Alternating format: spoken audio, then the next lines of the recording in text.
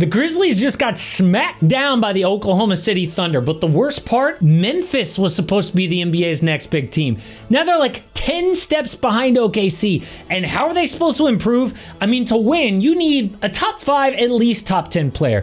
OKC has Shai Gilgeous-Alexander, according to The Ringer, number 2 player in the NBA. They also have 24 Jalen Williams, 35 Chet Holmgren, but Memphis? Jaren Jackson is their best player at 22. Ja 29, Bane 48. So Ja has gone from future face in the NBA to worse than Trae Young and De'Aaron Fox. And it ain't just the gun scandal. Something else has dropped Ja to just another flashy name. So the Grizz could do something drastic this offseason. Now, a lot of people will say, oh, just trade Ja Morant.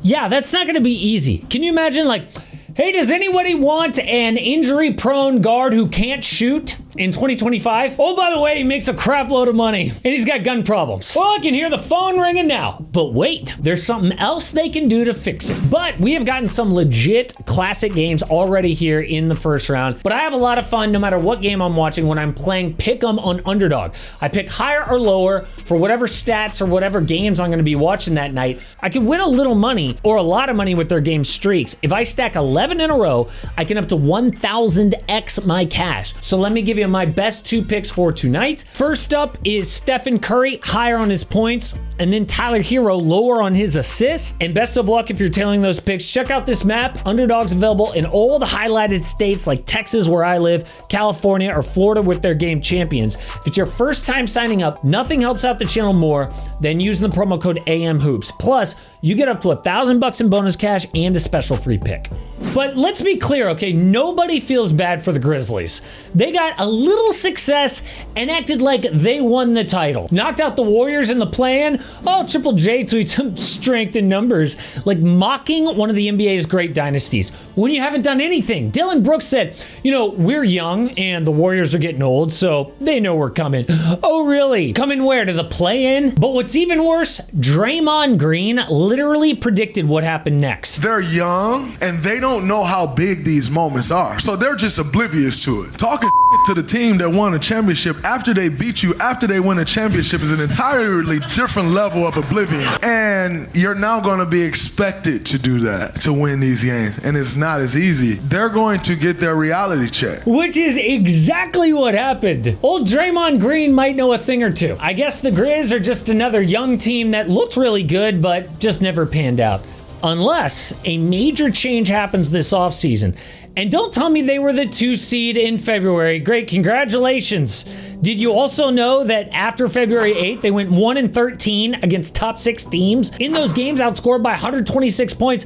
Oh, and swept in the first round. But Ja Morant was injured, yeah, in game 3. What about games 1 and 2 when they lost by a combined 70 points with Ja? This is broken. But what even happened to Ja Morant? He went from unranked high schooler to 2nd overall NBA pick in just 2 years. 3 years later, most electric player in the league. And if they tried to trade him back then, it would have been an earth-shattering return. 1 million picks and good players. But now, who's all that interested? I mean, do you want Ja on your team? Because first of all, he gets fined for that gun celebration, then comes out with the grenade, which is pretty funny, I guess, but has the dude grown at all? Plus, these are injuries that Ja missed games for. This year alone, this is all from this year. The man is 25 years old, but his body is breaking down, and he knows it. In November, Ja said he was done dunking. No more. Don't want to be another Derrick Rose or something. And he literally dunked a few days later. Why? Because he can't help it. It is in his basketball DNA. Like, imagine having that superpower and not using it. But the last 2 playoffs, round 1, Lakers, tries to dunk over Anthony Davis, comes down, seriously hurts his wrist, misses the next game. Then, game 3, OKC. Now, that was sloppy by Lou Dort. But did Ja need to jump in the air there? I mean, Dort was falling down. He could have just sidestepped, laid it in. So you cannot depend on this man to win a title. He is like Zion. Great player, rarely available. But unlike Zion, how many 6'2" guards have actually been the best player on a championship team? Well, the last 10 years, the only guy close is 6'3" Steph Curry. But can you imagine if Steph played like Ja? Steph's body would have broken down like 10 years ago. No, Ja's style of play plus his body just don't last in the NBA. And you need a very specific team to be around him. This is why it's so hard to trade Ja Morant. First, the good, because it's not all bad. Now, because Ja's shooting sucks, the clear blueprint is to leave your bigs in a heavy drop to draw him into pull-up jumpers. Against all three teams Memphis has played in the postseason, every one of the bigs defending on the pick and roll was sagged back well below the level.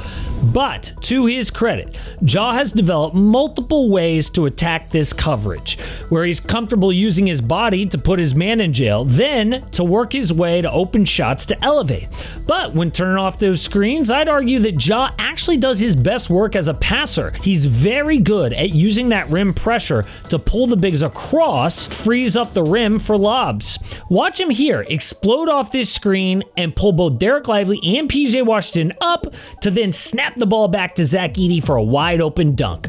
But the big problem for Ja is his efficiency in the half court. You would think that finishing at the rim is Ja's big strength, right? No, Ja shoots 55.4% at the rim. League average is 68%. And many people would chalk that up to his injuries. It's not his fault. No, injuries, not an excuse. And while Morant might be one of, if not the best vertical athletes in the league, he weighs under 180 pounds. So it's pretty easy for the defense to knock him off his base. I mean, guys like Luka and SGA would get players on their hip, right? Play slow. But Ja is easily pushed off, which leads to difficult extended layups. Watch here. Ja turns the corner off this screen, going at Chet Holmgren one-on-one. When Ja attacks back to his left, notice how he avoids contact and tries to sneak up this finish. Not by that 7'6" wingspan. And even though Ja has ridiculous lift, that by itself will not score against the best rim protectors in the league. Take this play for example. Ja's gonna catch with a head of steam going toward the rim, but look how Chet in the paint can just extend up and play vertical to wall off this attack. So when looking at Morant's scoring from all three levels, there isn't one spot on the floor he's elite at. He's also a non-factor off the ball. This all makes it very hard for Memphis to play half-court offense, which is kind of a problem in the playoffs when everything slows down. But Memphis knows all this about Morant, so they've tried to get another big name. Like KD was interested in 5 different teams: Miami, Minnesota, Spurs, Rockets, and Knicks. Grizz ain't on that list. Jimmy Butler literally said, "I will go anywhere except for Memphis." Big names just don't want to sign there. So what can they do? Well, if they don't sign Jaren Jackson to an extension this offseason, there will be rumors.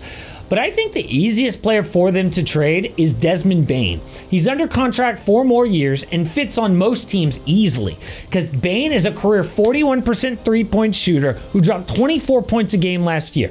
What about Orlando? I mean, they need both a guard to play make and a shooter. He is the perfect fit. Plus, let's be honest, okay, Bane is probably the easiest player that Memphis can replace. So what would they get back in return? Honestly, as long as Ja is leading Memphis, they have a fairly low playoff ceiling. And it makes you wonder, in a 2019 redraft, who would go number 1? Like, you remember when it was controversial to say Ja would go ahead of Zion? Do you think it's Darius Garland? Really? That is how cursed the 2019 class has become. But so are the Grizz.